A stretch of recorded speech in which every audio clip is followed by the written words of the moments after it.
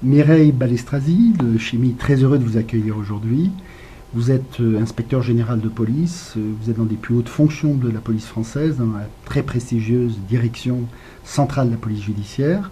Et je voulais vous interroger sur Interpol, qui est une organisation internationale à laquelle vous vous intéressez beaucoup.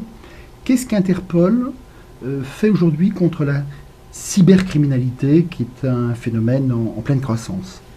Bien d'abord, bonjour. Merci de me recevoir, de m'accueillir ici. Et c'est vrai que j'ai beaucoup de plaisir à parler d'Interpol, puisque quelque part, le travail, la mission de la Direction centrale de la police judiciaire, qui lutte contre la grande criminalité organisée et la délinquance spécialisée, est inséparable d'Interpol, de l'Organisation internationale de police criminelle. Alors pourquoi? C'est tout simplement que lorsqu'on travaille, il n'y a pas que la police judiciaire, puisque la gendarmerie nationale aussi y participe, lorsque nous travaillons dans la lutte contre le crime organisé, il est forcément transnational et il nécessite donc une coopération policière de la meilleure qualité possible. Et c'est là où nous trouvons le rôle d'Interpol, qui relie toutes les polices du monde entre elles. Alors pour ce qui est de la cybercriminalité, aujourd'hui, évidemment, c'est une thématique bien connue. C'est un enjeu d'aujourd'hui, mais c'est d'autant plus un enjeu pour demain, puisque tous les spécialistes au monde s'accordent pour dire que la cybercriminalité est une des menaces majeures qui nous attend pour demain. Donc c'est un challenge pour les polices du monde. Et alors concrètement, donc, Interpol, c'est des bases de données, c'est des notices. Je crois qu'il y a 7 types de notices. Notices rouges, d'autres notices. Comment tous ces outils commencent à être adaptés à la cybercriminalité? Ce sont les mêmes qu'on utilise ou est-ce qu'il y a des outils spécifiques? Alors je vois que vous êtes très bien renseigné sur Interpol, bravo.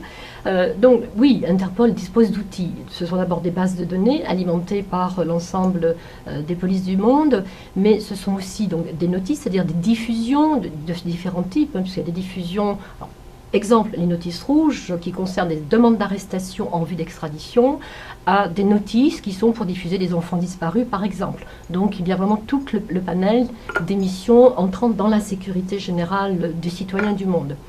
Mais en ce qui concerne la cybercriminalité, Interpol s'y intéresse bien sûr aujourd'hui, mais il y a un vrai projet pour demain avec ce qu'on appelle le complexe global de Singapour, c'est-à-dire une extension du siège français d'Interpol à un centre qui est en cours de construction à Singapour et dont l'objectif est de vraiment se spécialiser dans tout ce qui est recherche, études sur les développements des nouvelles technologies, l'utilisation par les criminels et les ripostes possibles pour les services de sécurité.